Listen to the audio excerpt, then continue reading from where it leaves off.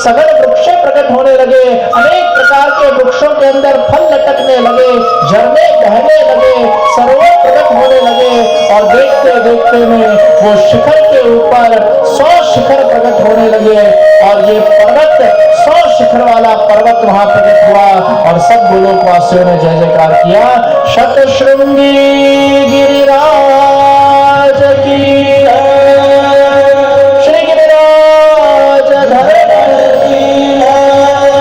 राधा कृष्ण के हृदय में से वो 100 शिखर वाले साक्षात गिरिराज बाबा प्रकट हुए, जो भगवान राधिका जी और श्री कृष्ण की परम लीला स्थली है, वो 100 शिखर वाले गिरिराज जी गोलोक धाम में प्रकट हुए हैं। तो जो गिरिराज जी में से श्रीनाथ जी का प्राकट्य हुआ, वो गिरिराज जी को भगवान ने सबसे पहले अपने ही गोलोक धाम के अंदर प्रकट किया है। वो गिरिराज जी कैसे इस भूतल पर पधारे, वो गिरिराज जी में से किस प्रकार भगवान के भुजा और मुखारविंद का प्राकट्य हुआ, किस प्रकार ये गोवर्धन की पूजा हुई और किस प्रकार ये गोवर्धन की परिक्रमा हुई, किस प्रकार ये गोवर्धन की लीला हुई, वो गिरिराज बाबा के सुंदर चरित्रों को, सुंदर लीलाओं को और श्रीनाथ जी की भुजा और मुखारविंद के प्राकट्य तक की लीला को हम कल के सत्र में देखेंगे। आज के सत्र में इतना ही कहकर कल हम 3 बजे यहाँ राइट टाइम आएंगे। 3 बजे आकर अपनी अपनी जगह पर बैठ जाएंगे। देखो, श्रीनाथ जी प्यारे की बोल, श्री राधे।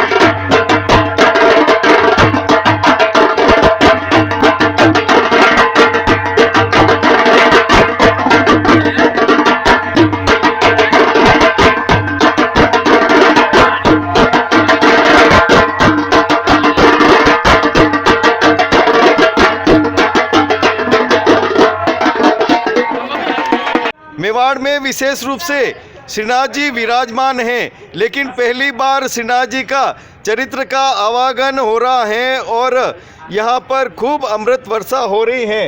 आज किस प्रकार आपको आनंद आया है? इसमें शोभा यात्रा भी निकली है और महाराज श्री का प्रवचन भी हो रहे हैं। किस प्रकार आनंद आ रहा है? आनंद उच्चतम शिखर पर पहुंची है, क्योंकि श्रीनाथ जी धाम इधर से एकदम नज़दीक है।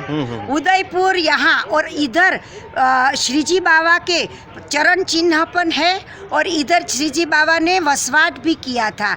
तो इसी वजह से हमें इतना आनंद आया ये भूमि पर, क्योंकि मैंने तो श्रीनाथ चरित्रामृत कथा बहुत बार सुनी है पूज्य जे श्री की, लेकिन ये जो भूमि है, ये जो भूमि के ऊपर सुनना, वो एकदम सी हमारे लिए अलौकिक और अद्भुत बात बन गई है।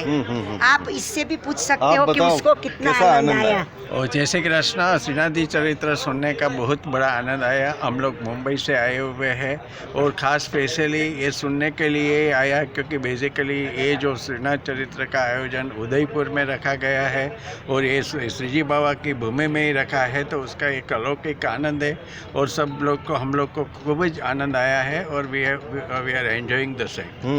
आप बताओ। जय श्री कृष्णा। मैं सूरत से आई हूँ। बहुत स्पेशल श्रीनाथ जी चरित्र सुनने के लिए बहुत अच्छा लाभ मिला है, बहुत अच्छा आयोजन है। जय श्री कृष्ण। आप बताओ, और कोई है? बोलो ना राजेंद्र। हाँ बोलो ना, बोलो। वाह, चलो ठीक है। आनंद आया है, बताओ। आज का आनंद तो बहुत अद्भुत था। हाँ, आप बताओ। बहुत आनंद था।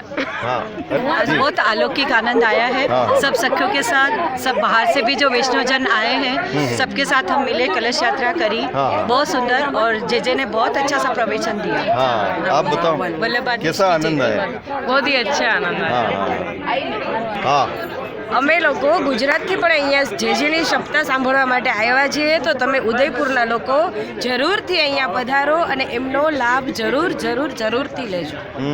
आज का आनंद बहुत अलौकिक अलभ्य था। हाँ, वाह।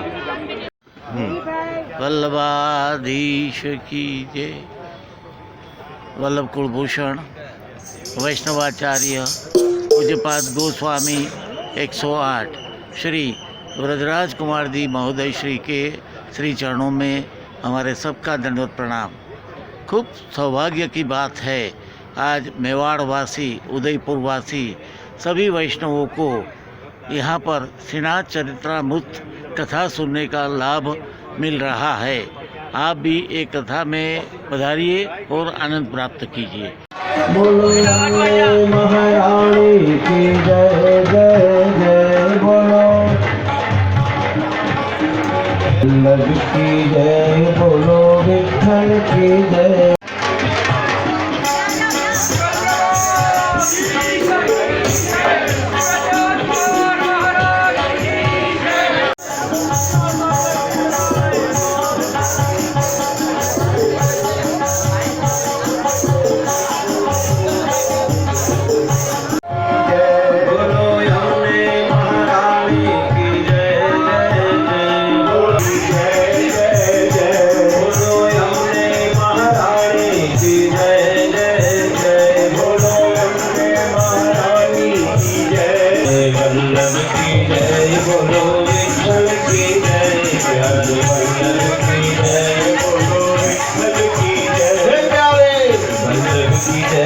बोलो विठल की जय प्यारे वल्लभ यमुने महारानी की जय बोलो विठल की जय प्यारे वल्लभ की जय बोलो विठल की जय प्यारे वल्लभ विठल वल्लभ की जय बोलो यमुने महारानी की जय जय जय बोलो यमुने महारानी की जय जय जय बोलो यमुने महारानी की जय बोलो विठल की जय प्यारे वल्लभ की जय बोलो विठल की जय प्यारे वल्लभ की जय बोलो विठल की जय बोलो यमुने महारानी की जय जय जय बोलो यमुने महारानी की जय जय जय बोलो यमुने महारानी की जय जय विठल वल्लभ की जय श्री वल्लभ श्री विठल श्री वल्लभ श्री विठल श्री वल्लभ श्री विठल वल्लभ विठल वल्लभ विठल वल्लभ श्री वल्लभ विठल वल्लभ विठल वल्लभ विठल वल्लभ श्री वल्लभाधीश की जय।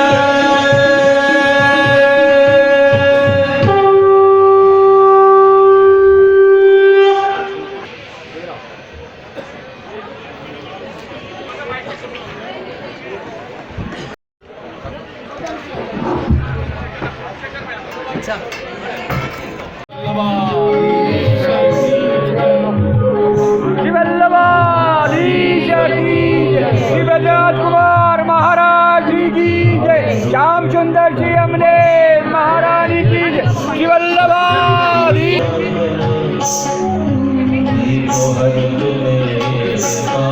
श्री नवनीतलाल जी परी एवं सर्व परिवार माल्यार्पण के लिए पधार।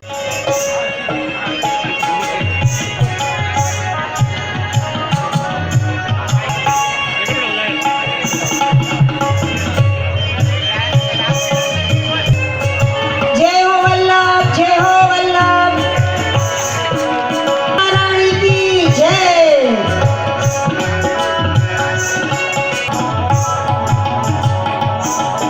बालकृष्ण लाल की जय।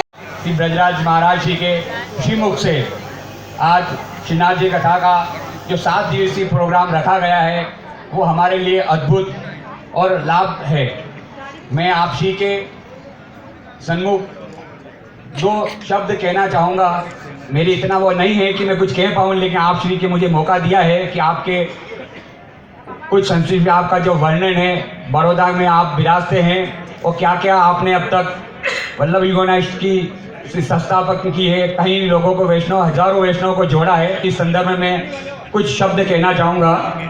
अखंड भूमंडलाचार्य जगत गुरु श्रीमद वल्लभाचार्य जी के महाप्रभु जी के प्रवृत्ति शुद्धादेश पुष्टि मार्गीय वल्लभ संप्रदाय ब्रजधाम आत्मादीक सकुल गादीपति श्री वल्लभ कुलभूषण वैष्णवाचार्य पूज्यपाद गोस्वामी 108 श्री ब्रजराज कुमार जी महाराज श्री बड़ौदा सूरत राजकोट का कुटुंब परिचय है। आप श्री जगत गुरु श्रीमद वल्लभाचार्य जी महाप्रभु जी के 18वीं पीढ़ी के आचार्य हैं। आप श्री पुष्टि मार्गीय वल्लभ संप्रदाय की सबसे प्रथम और सबसे बड़ी अंतर्राष्ट्रीय संस्था वल्लभ यूथ ऑर्गेनाइजेशन VYO के संस्थापक है। बड़ौदा स्थित जगत गुरु श्रीमद वल्लभाचार्य जी के महाप्रभु जी पुष्टि मार्गीय पीठ ब्रजधाम आत्मादीक सकुल के गादीपति है। VYO संस्था विश्व के 15 देशों में कार्यरत है। विश्व के 5 करोड़ वैष्णव को संगठित करने का भागीरथ कार्य पूज्य श्री ब्रजराज कुमार जी कर रहे हैं। श्री भाग योग जनों ने ब्रह्मासंद दीक्षा प्राप्त की है। पूज्य श्री के आशीर्वाद से VYO एजुकेशन कोर्स के माध्यम से हजारों बच्चों को भारतीय संस्कृति का ज्ञान प्राप्त हो रहा है। पूज्य श्री ब्रजराज कुमार जी प्रथम वैष्णवाचार्य हैं जिन्होंने 35 वर्ष की युवाचरण में विश्व के 25 देशों में धर्म ध्वज लहराया है। आप श्री के श्रीमुख से 250 से ज़्यादा कथा विश्व के 8 देशों में हुई है, जिसमें अकेला अमेरिका देश है जहां 40 कथाएं हुई है। आप श्री की कथा के माध्यम से हजारों लोग वैसे मुक्त हुए हैं और आप श्री की कथा से असंख्य लोगों के जीवन में बदलाव आया है। आप श्री द्वारा युवा वैष्णव के असंख्य युवाओं धर्म की ओर प्रवृत्त हुए। परम विभूति श्री वल्लभ कुलभूषण विश्व वंदनीय पूज्य पाद श्री गोस्वामी 100 आरती कुंज बिहारी की श्री गिरिधर कृष्ण मुरारी की आरती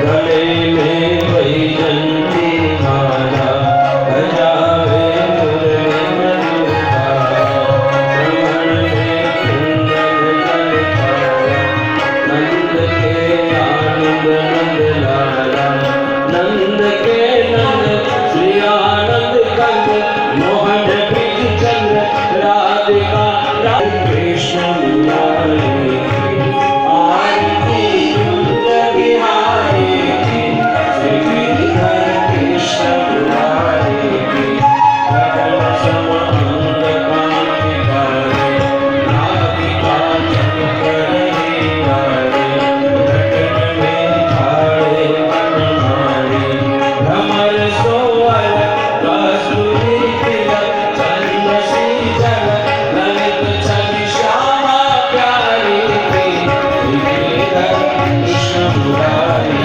की आरती कुंज बिहारी कनकमणि घोर मुकुट से देवता दर्शन को धरसे गगन सो सुमन रास बरसे बजे गुंजन मधुर गीत भाविनी संग अतुल रति गोप कुमारी कृष्ण मुरारी आरती कुंज बिहारी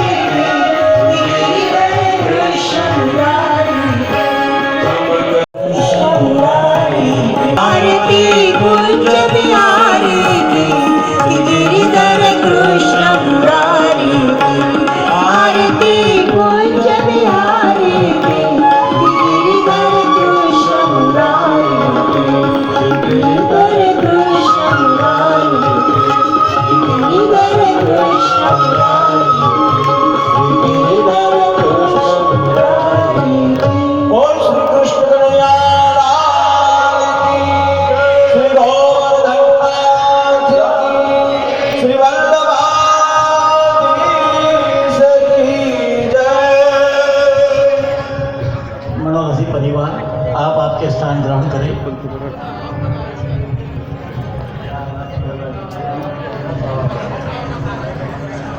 मनोरथी परिवार, आप आपके स्थान ग्रहण करें।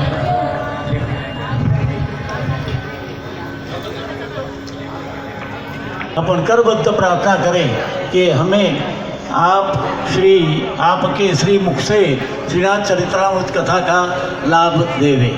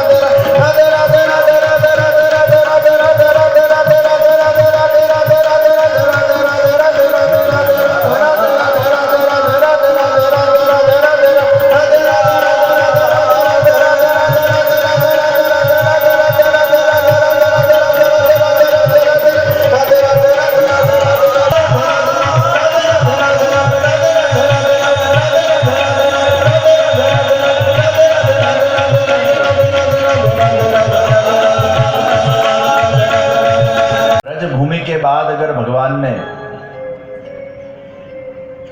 अपने विराजने के लिए अगर कोई स्थान चयन किया हो तो ये मेवाड़ की भूमि है।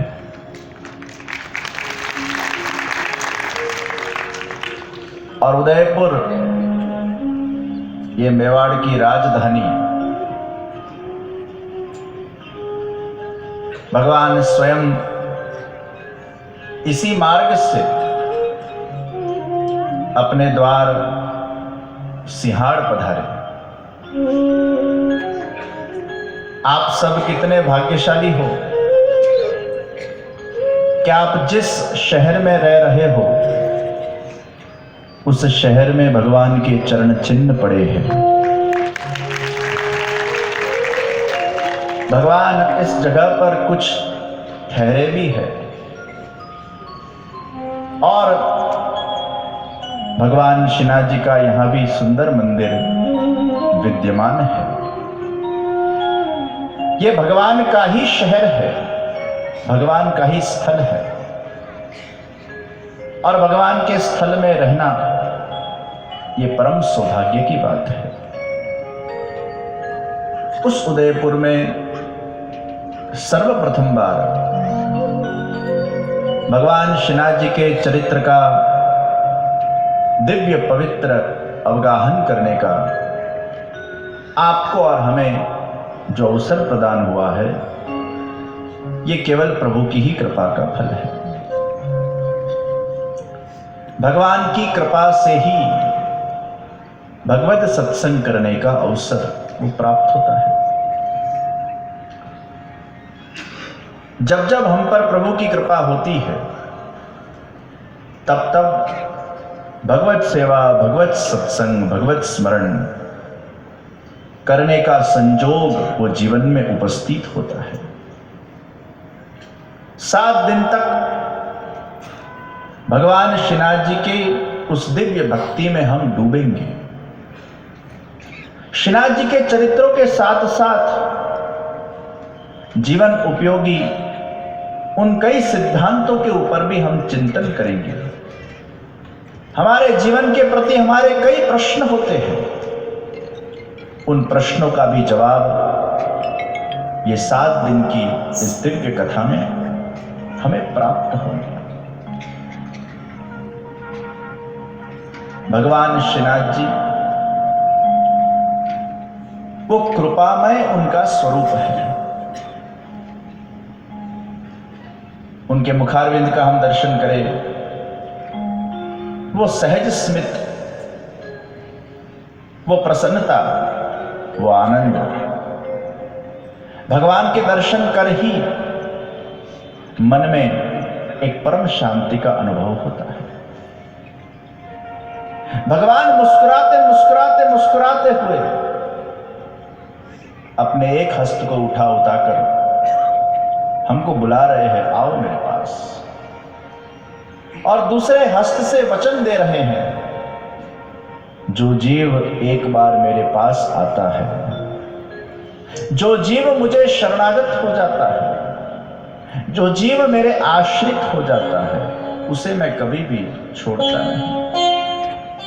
मुट्ठी बंद करके भगवान हमें आश्वस्त करते हैं। कौन लोग भगवान के समीप आ सकते हैं?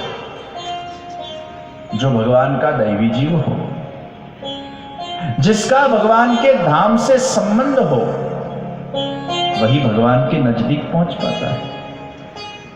अगर आप दैवी जीव नहीं हो, अगर आपका भगवान के धाम के साथ का संबंध नहीं है, आप लाख प्रयत्न करो तो भी भगवान के सन्निकट आप नहीं पहुंच पाते। निकट या भगवान की कथा के सन्निकट वही पहुंच पाते हैं जिन आत्माओं का, जिन जीवात्माओं का परम तत्व के साथ का कुछ गहरा नाता है।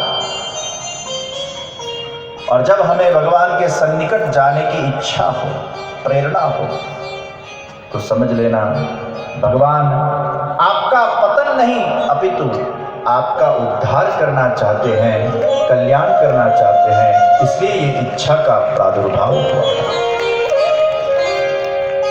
हमारे मनस उनके मन में घर कर जाता है। ये शरीर की बहुत खराब आदत है। तो शरीर की पहली अच्छी आदत व्यायाम करना, दूसरी अच्छी आदत जल्दी उठना, तीसरी अच्छी आदत पौष्टिक आहार लेना। जो जंक फूड खाते हैं, जो फास्ट फूड खाते हैं, जो अतिशय विकारयुक्त भोजन करते हैं, अतिशय बाहर का भोजन करते हैं, जो हमारे शरीर में इजीली एब्सॉर्ब होता है वो हमें खाना चाहिए। जो हमारे शरीर में इजीली एब्सॉर्ब नहीं होता है वो हमें नहीं खाना चाहिए। और इसलिए पहले के जमाने में किसी को कैंसर नहीं होता था, क्योंकि उस जमाने के अंदर सात्विक भोजन था। अब इसे युग में हम ऐसा ऐसा खाने लगे हैं कि जो शरीर में इजीली एब्सॉर्ब नहीं होता। तो तीसरी आदत आहार में शुद्धि। शरीर की चौथी अच्छी आदत कि आप शरीर को शुद्ध रखिए, पवित्र रखिए, स्वच्छ रखिए। और अगर हम ऐसा करते हैं तो आत्मा रथ ही प्रसन्न होता है। नहीं, मेरा रथ एकदम मजबूत है, मेरा रथ स्वस्थ है। और रथ अगर स्वस्थ रहेगा तो आत्मा भी प्रसन्न होता है। मन स्वस्थ होना चाहिए। ऐसे विचार करके विवेकपूर्ण अगर कोई व्यवस्था बन सकती हो तो वो मेरी बुद्धि के द्वारा बनी। इसको क्या पता चलता है, इसको क्या नॉलेज, इसको क्या पता, इसको दबा देते हैं। पर कई बार आजकल के युवा वर्ग भी अपने आप को ऐसा मानते हैं, वडीलों ने शू खबर पड़े, ये तो बूढ़े हो गए हैं, ये तो ऑर्थोडॉक्स हो गए हैं, इनके पास से क्या सीखना, ये तो प्राचीन पुरातन हो गए हैं, अभी तो मॉडर्न युग आ गया है। और ये नए युग के अंदर जब नवीनता हो, टेक्नोलॉजी आ गई हो, इतना विज्ञान आगे बढ़ गया हो, तो ये पुराने 70-80 साल के जो वडील है उनके पास से क्या सीखना। और फिर वो 20 साल का युवान भी अपने 60 साल के दादा को या 70 साल के दादा को फिर कह देता है, ए બધું તમને खबर ना पड़े, તમે बूढ़ा થઈ ગયા, એ અમને खबर पड़े। निश्चित आज का युवान वो पढ़ा लिखा है, बुद्धिशाली है, डिग्री को प्राप्त कर लेता है, लेकिन कई बार जो पुरखों के अनुभव से जो प्राप्त होता है वो शायद वो डिग्री से प्राप्त नहीं होता, जो वडीलों के अनुभव से हमें प्राप्त होता है। डिग्री हमें नॉलेज दे देगी, डिग्री शायद हमें स्मार्टनेस दे देगी, डिग्री शायद हमारा जनरल नॉलेज बढ़ा देगी, डिग्री शायद हमें अच्छी जॉब या बिजनेस करने की क्षमता प्राप्त करवा देगी, लेकिन कुछ जीवन के उसूल, सिद्धांत, वो वडीलों के माध्यम से जो संस्कार के रूप में हमें प्राप्त होते हैं, वो डिग्री से नहीं मिलते। फिर भी विश्राम, प्रश्न मत करो। आप जितना प्रश्न करोगे उतना अगर वो आ रहा होगा तो भी नहीं आएगा। आप शांत हो जाइए।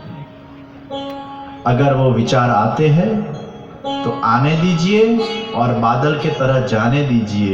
विचार अगर आ रहे हो और उसमें अगर आप ठहर गए और प्रश्न करने लगे तो वो विचार और आपके अंदर घुसता जाएगा और आपका मानस उस प्रकार का बनता जाएगा। मत कीजिए, ये सबसे बड़ा उपाय है। कई लोग व्यर्थ की चिंता करते हैं। 30 साल की लड़की होगी, अभी तक शादी नहीं हुई है, मुझे तो बहुत चिंता होती। अब वो दिन रात चिंता, शादी नहीं हुई। पर वो चिंता करने से कुछ होगा क्या? प्रयास करने से होगा। प्रयास कीजिए, प्रभु कृपा पर विश्वास रखिए। पर चिंता करोगे तो आप अपने वर्तमान को गुमा रहे हो। तो मन हमारा चंचल है, और वो चंचल मन को हमें काबू में लाना है। अधिकांश तामसी है। अगर हम तामसी शब्द बोले यानी आपको वो विचार आता है कि वो ऑनियन गार्लिक जो खाता है तामसी बनता है।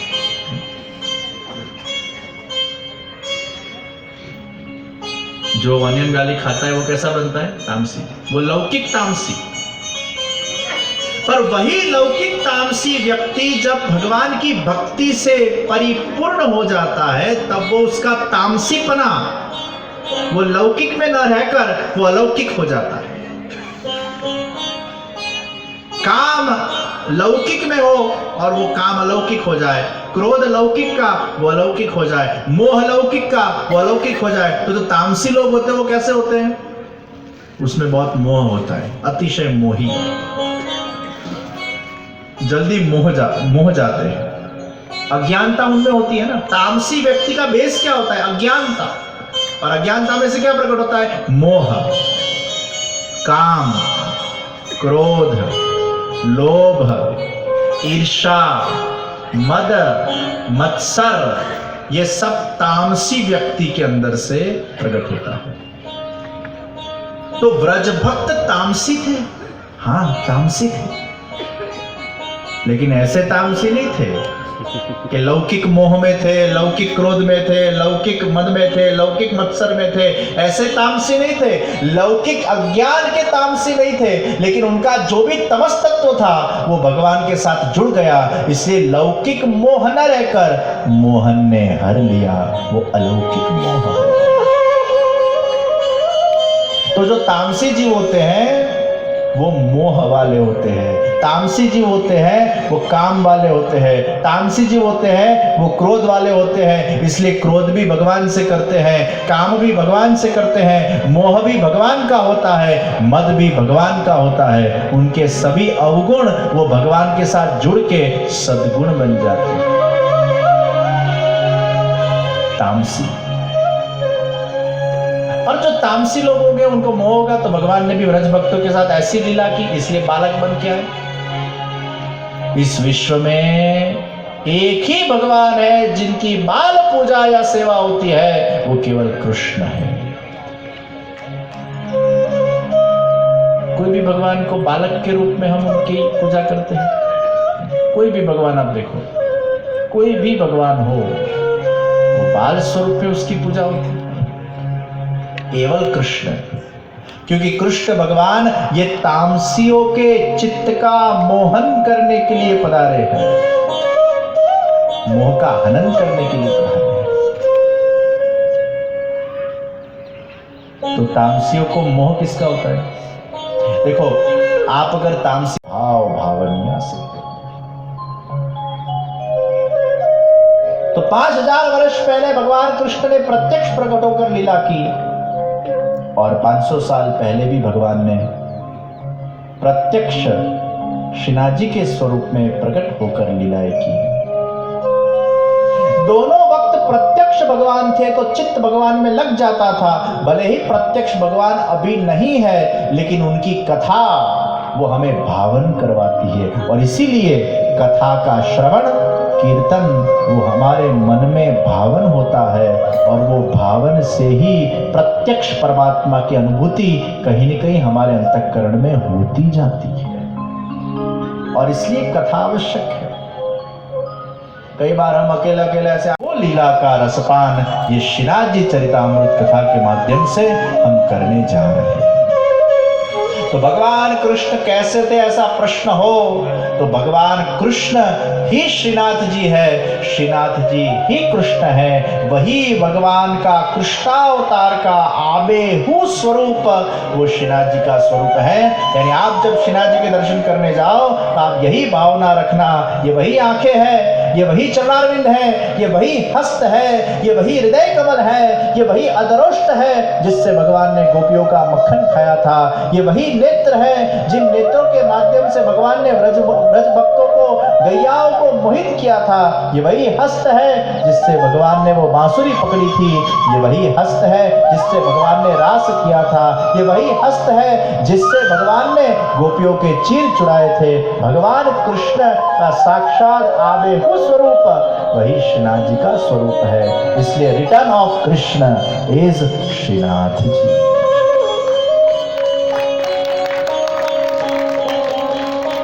आजकल सब शॉर्ट फॉर्म हो जाते हैं।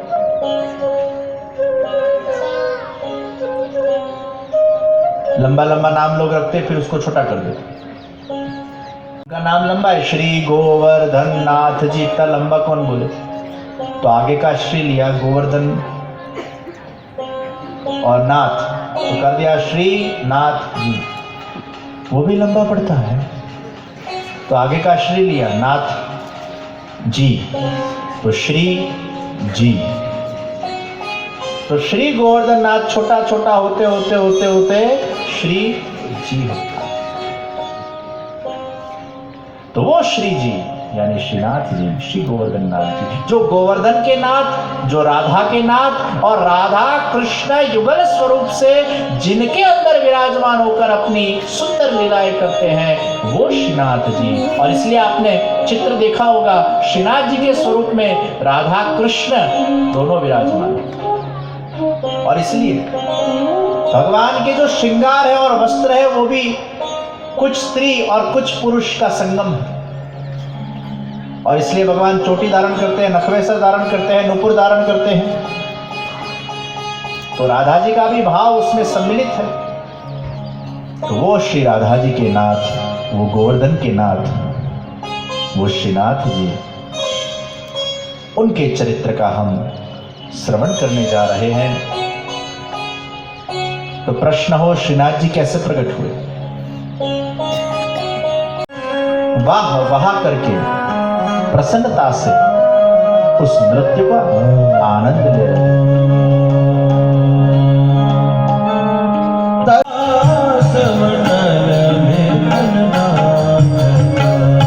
प्रिय के संग